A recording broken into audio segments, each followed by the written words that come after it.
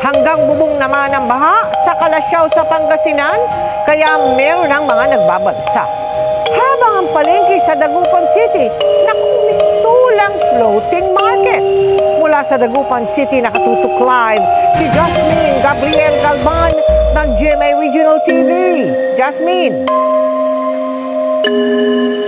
Mel, tuloy-tuloy ang monitoring ng PDRRMO sa mga major river system sa Pangasinan, lalo pat may mga ilog ng umapaw na dahilan ng pagbaha sa ilang lugar sa probinsya.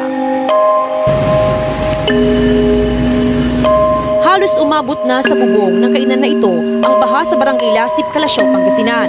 Pinasok ng baha ang daan-daang kabahayan sa barangay, kaya ang mga residente nagbabalsa na lang. Kaninang umaga, nirescue ng otoridad ang ilang residente sa barangay dahil sa lakas ng agos ng baha.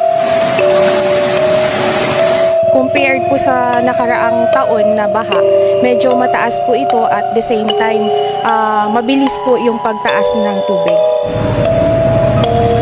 Sa monitoring ng Kalasyaw MDRRMO, umapaw na ang Marusay River. Sa ngayon, 17 barangay ng apektado ng pagbaha.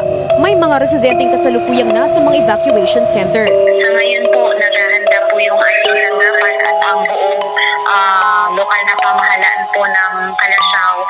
Magkakandak po tayo ng forced evacuation sa ating mga low-lying barangays.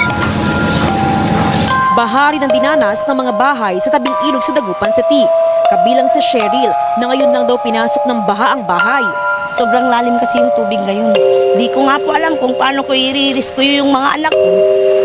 Kasi po napasukan na po yung mga kwarto nila. Pinasok na rin ng baha ang ilang iskinita. Halos malubog na ang mga nakaparadang sasakyan sa bahaging ito ng barangay.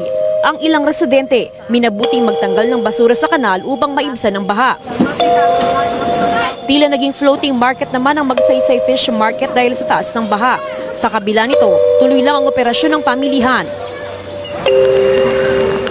Nagmistulang ilog naman ang kalsada sa Barangay Anolid sa Mangaldan. Lumulusong na sa baha ang mga residente na pupunta sa bayan. Mahigit 1,700 na kabahayan ang binabaha ngayon sa Barangay Anolid at posibleng madagdagan pa ito kung magtutuloy-tuloy ang buhos ng ulan dulot ng habagat.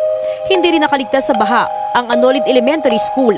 Nakita po namin na talagang yung level po ng tubig pataas ng pataas. Kung hindi po namin na ituloy yung dredging na doon sa Purok 1 hanggang Purok 6, malamang sa malamang hindi lang ganyan po yung level ng tubig ng baha.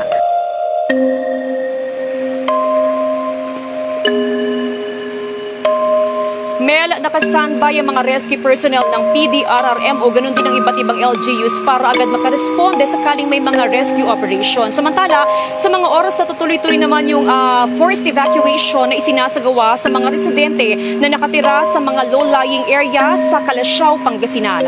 Mel? Maraming salamat sa iyo, Jasmine Gabriel Galban ng GMA Regional TV.